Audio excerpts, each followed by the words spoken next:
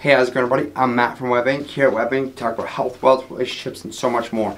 In today's video, we're talking about the COVID vaccine and a stimulus package number 3 and what we know so far. COVID vaccine waiting list is in the millions, and people are starting to cut through the red tape by using pre-existing conditions, even if it's just anxiety. I mean, I get it. If you have real anxiety problems, knowing that you have the vaccine may give you some form of relief, but there is people cutting the line, and I mean, honestly, I get phone calls all the time about the vaccine's out and it's going to be here and on this date, and if I have this and if I have that, I can get whatever. I can get the vaccine, which is the vaccine is at least the ones I've heard of through my doctor and her doctors. Is that there is a 2-step phase. I believe that's the Moderna one. It's a 2-step phase. First injection, and then like a week later you get another injection, and then you're pretty much good. There are supply chain shortages, and honestly, there are, if you watch the news, there are lines like you wouldn't believe. There's people waiting days in their vehicles in order to get a vaccine. I mean, it is just absolutely insane. And then there's all the question about it. Is it safe? Is it some conspiracy theory where I don't know, Bill Gates or Steve Jobs is trying to track all of America? Or, I mean, I've watched 1,000 different, well, maybe not 1,000, quite too many videos about how it's whatever, it's some crazy cooked up whatever conspiracy theory, and maybe, I mean, God knows, one of them may be right for all we know. But honestly, at the end of the day, the vaccine is the vaccine. Yes, it happened fast. At the end of December, there was 72 million cases worldwide and 1.6 million deaths worldwide, which is unbelievable. And I mean, honestly, we could all sit here and point blame at whose fault it was, what country's fault it was. If it was one of our own country's fault, I mean, who really knows? I mean, I've watched enough documentaries and read up on it and watched the news, and honestly, it's not just one person to blame. I mean, we would all like to point the finger at one person, but there is too many people to count that have truly dropped the ball as far as this is all concerned. I mean, there's a Netflix series called It's Under Control or something like that. Phenomenal thing to see. It makes you want to blame Trump, right? Because that's what everybody's going to say about his presidency. That's how it's going to end with impeachment, etc., etc., etc. Once upon a time, everybody loved the guy, but if you watch the documentary and you're an intelligent enough individual, you will honestly get that it wasn't just him; it was the FDA and whatever. But honestly, yeah, he was a massive contributing factor. But also, other countries come involved. I mean, there's so many different things that are in play as far as all of that's concerned. Right now, currently though, there is 52 vaccines currently waiting approval, and then there's like 165 that are going through the trial phases, like the testing phases, which is phenomenal. So it gives us hope that there's an end to all of this madness and craziness, because honestly, it's almost starting to feel like normal life. I mean, I was talking about what normal was earlier, and honestly, I don't know what that looks like. And I don't think any of us can really predict that after all this is all done, what normal will truly look like. Because we will be dealing with this pandemic for a long, long time. We'll be chasing down small cases, hopefully here and there and here and there, and then eventually, hopefully, eradicating it. My only concern is that eventually it'll become like the flu shot, you know what I mean? The whole influenza thing came in. Now every year we're going to have to get a corona shot, which is actually kind of funny and ironic if you think about it, right? Corona shot. The vaccine itself, what it does is it creates B cells and T cells that attack the virus itself. And then what ends up happening is memory cells end up kicking into place, which provides you with continuous almost immunity.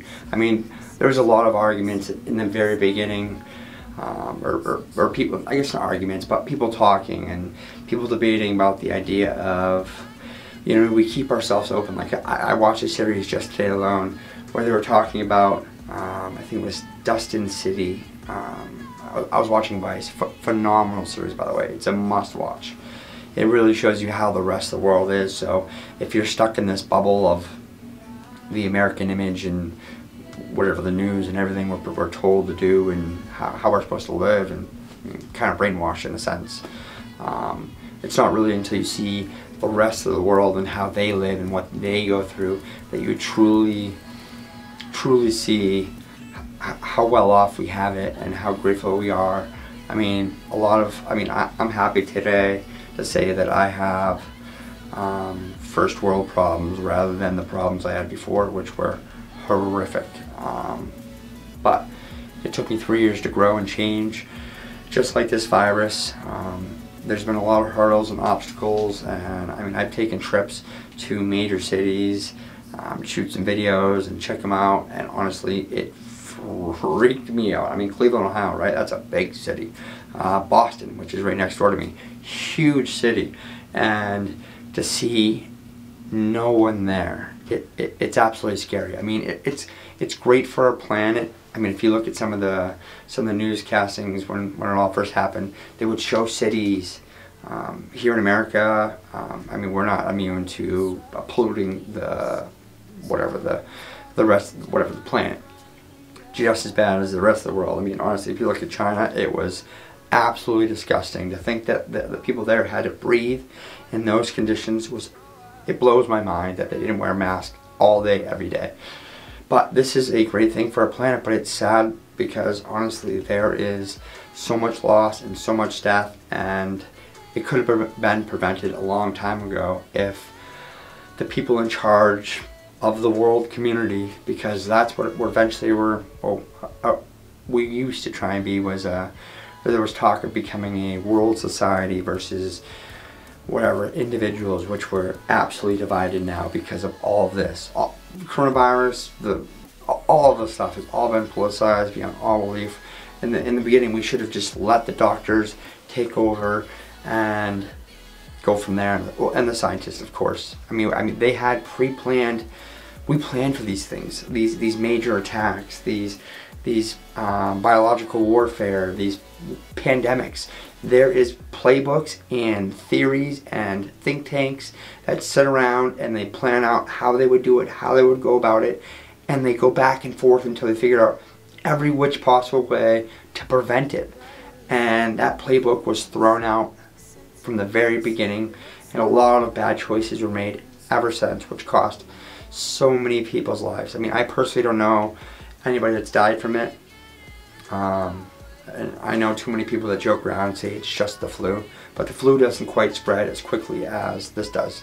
You can be symptomatic for non-symptomatic for 7 days, and then all of a sudden, next thing you know, your whole entire family's sick, and then one family gathering that you just, whatever you felt like you needed to have, which was selfish, ended up killing someone in your family or all your family members. I mean, I've heard of stories of whole nunneries just all dying. 13 good people, good women, all just gone. It is extremely sad.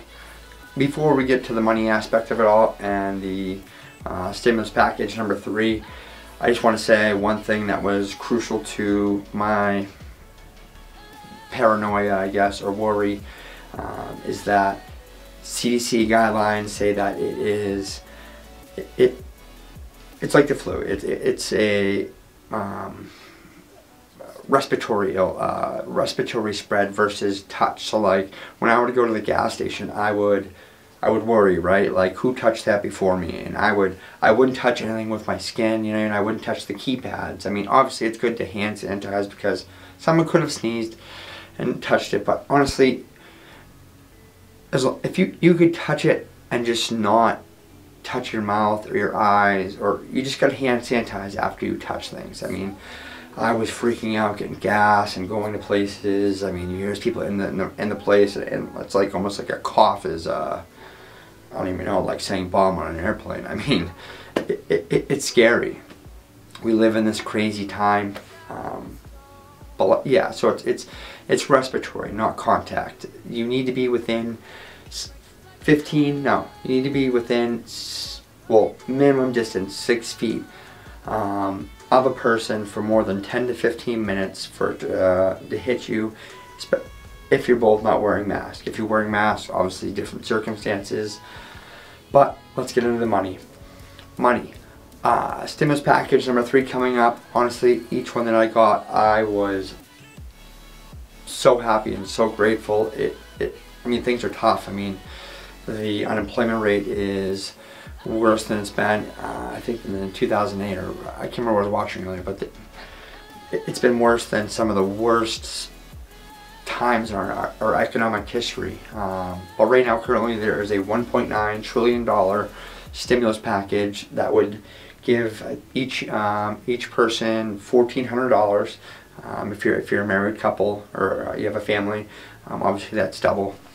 And I think I'm not sure on the specifics, but there's some for each kid, I believe, too. But which would be a massive help, because honestly, I'm a fortunate person, but I know quite a few people that aren't quite as fortunate. I mean, there's people that can't collect unemployment because of former employers doing wrong to them. They were a bartender or a waitress, and they technically on paper made $3 an hour or whatever it is in your state or wherever, and they can't. I mean, they try to collect unemployment benefits and they're getting, I don't even know, $50, $100, you know, even like $119, like, and expected to pay rent, because rent's not stopping. I mean, there was that whole, I mean, depends on where you're watching. Each state law is a lot different, obviously, but depending on where you're watching, I mean, people are still asking for their money. I mean, my car payment isn't ever going to stop because whatever, I can't find work, or you can't find work, or someone else can't find work, or you have a pre-existing condition and you're sitting in whatever this place that you're forced to because the government won't help you pay money. I mean, or give you money assistance because of some kind of stupid thing or something that they just don't quite understand. I mean, the government is the government. I mean, the government's like a human. It's imperfect. The justice system is just like humans. It's imperfect. But we're all looking forward to that $1,400. If there is anybody in power listening to this, that $1,400 can honestly mean the difference between a family eating, life or death, or yeah, just your life being completely ruined. I mean, money is the most important thing, unfortunately, as far as just living in general. I mean, love is what really keeps us all together, and I don't think there's quite enough of that right now in this world. I mean, I watched a few documentaries today, and honestly, I was blown away to find out. I mean, yeah, I knew these things were going on, but when you really, really see, like Vice is a very gritty. I watched this podcast on once, never really watched it, got Showtime, and then all of a sudden started watching these stories, and it's unbelievable. There's places all around the world that people are starving and dying. It's like places that were whatever first or second world countries are almost like third world countries. It's sad. Families and people are dying. If anybody in the government is listening, we need money, we need support, we need help, and those that are sitting pretty, the wealthiest people in the world, they need to step up and help us. I mean, honestly, as the working class, we've spent our whole entire lives making them rich, because that's what happens. If you work at a job, I mean, most places are, at least New Hampshire, for example, and a lot of other states are at-will employment. They can fire you at any given point for whatever reason and completely ruin and change your life. So we need this help. So if there's anybody listening to this that can honestly make a difference, please help as much as you can.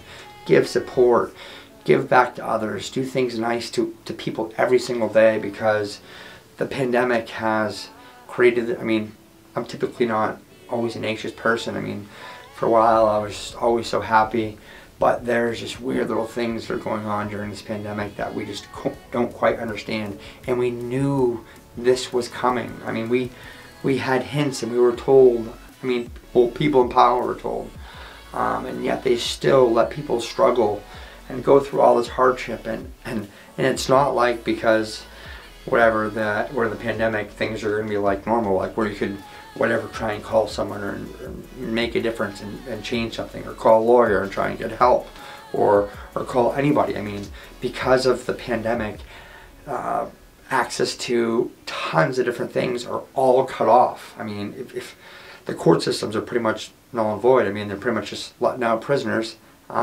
which can be good for some circumstances. I mean, there is people wrongfully convicted every day that sit in jail.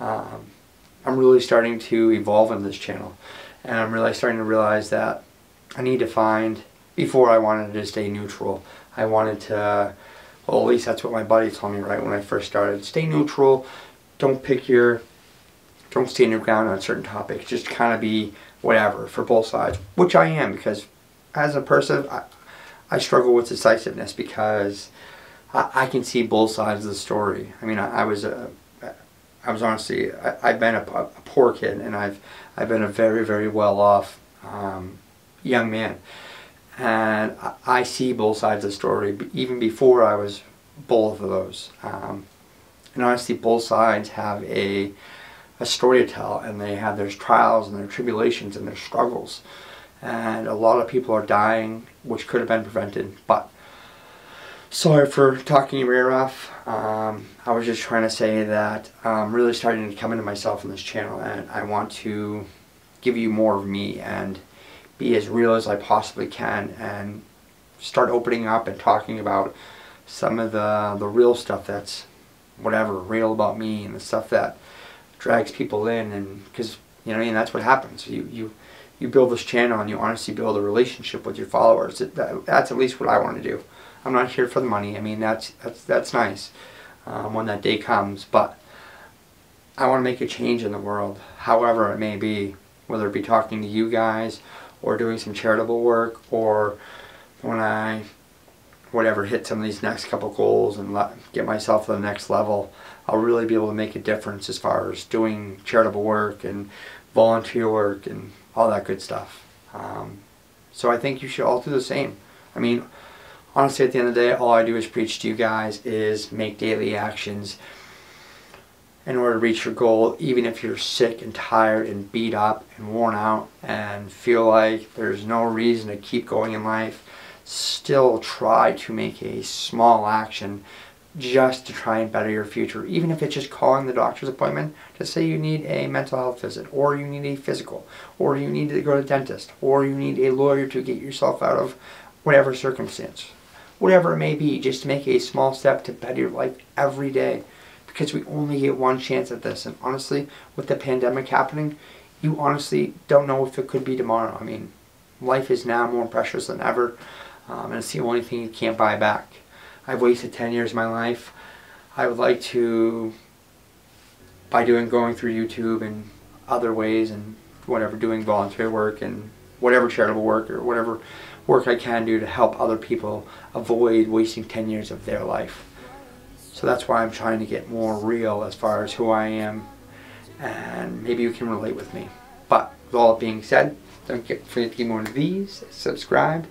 See you twice a week, guys. I gotta save me from myself. This emptiness, it hurts like hell. My